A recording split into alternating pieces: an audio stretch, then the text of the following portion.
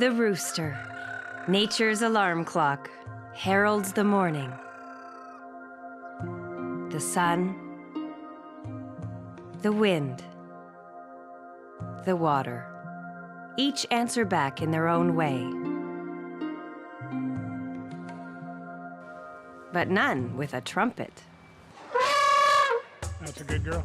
Translation: welcome to another day at Riddle's Elephant Sanctuary in Arkansas.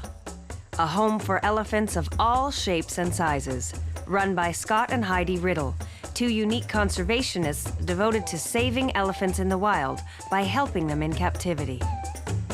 But basically, this is an elephant sanctuary where we will give a home to any elephant in need, whether it's a male or female in Africa or in Asia. We're the only facility that will do that. Yeah, we've got 5 Asians and 8 Africans. We opened the refuge in 1989 and had 3 elephants at that time already. An Asian female, Mary, the one who's due to give birth any day. And as that day approaches, so does Mary, a 28-year-old Asian female who's very pregnant with her first calf.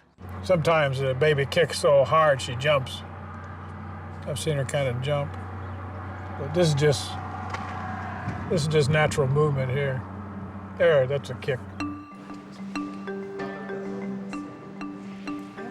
Right now she's at 22 months. Normally it's about 21 and a half months is a normal gestation, so she is a few weeks overdue. I've given birth 3 times and I can certainly appreciate what she's going through, and this is her first time, but there does come a point where you're just ready for it to be over. Even when Scott isn't tending to Mary directly, he's never far from her side. Watching Mary on the closed-circuit TV. This is my bed. This is where I spend the night. So I can roll over any time and look at her, see if she's starting labor. So your nights are short. And as Smokey Jones used to say, when you don't get much sleep, you got to sleep fast. I don't sleep at night. I go to sleep, I'll let you know. Well, it was approximately 1966. I got around my first elephant in a zoo environment. And I heard a click and knew that's where I belong. That's what I wanted to do. That's the animal I wanted to work with. I'd worked with other exotic animals. Few people find something and instantly decide at that moment, oh, this is what I want to do for the rest of my life. In the herd here, so that would include the large and small members of my family, Scott is clearly one of the leaders. Most of the elephants that came here because they weren't wanted where they were. And sometimes it's because of physical problems, but most of the times because of behavioral problems. They just become unmanageable or become aggressive. What we are trying to allow these animals to do is to learn how to become elephants again in some respects. Oh, we're a very, very pro-hands-on type of elephant caretakers.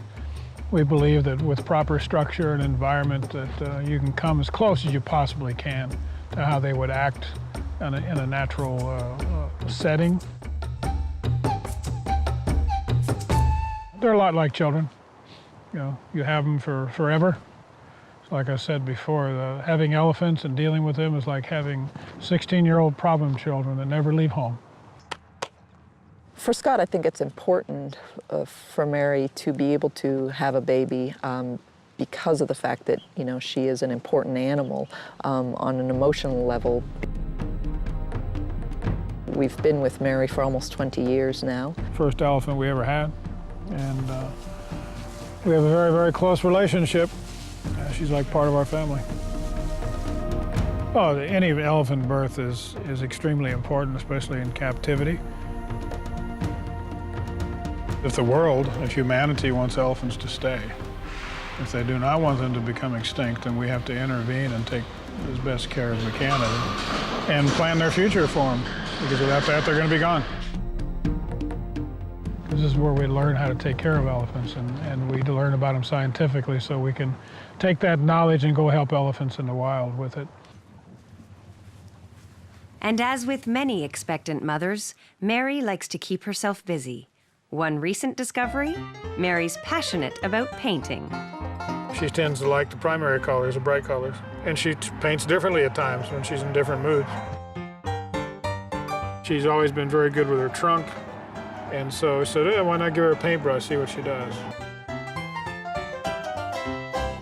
I guess you could really say that there are two artists here in residence, although they have different art forms.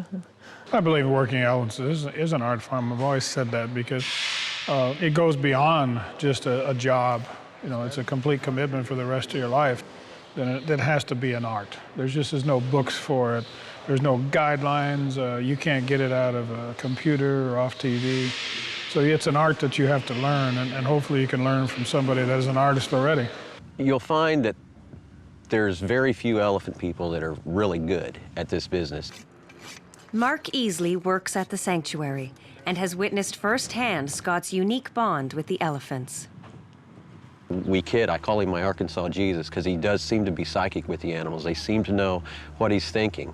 And just the fact that these animals are still alive, and all you see is an elephant with a calm eye, a calm shoulder, following simple directions without any hubbub, testifies to his ability with this kind of individual.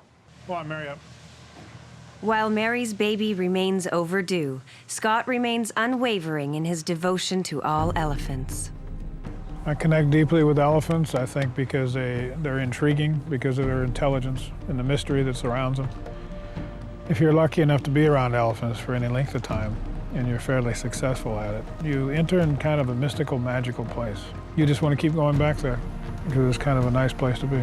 Yes, absolutely. I would characterize Scott as a dreamer. I think you have to be to try to do something like this and then to make it happen. I had a friend describe me one time as being a pissed-off romantic. I think that fills the bill better.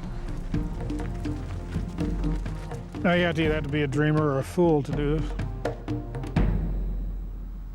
So I prefer to think I'm not a fool.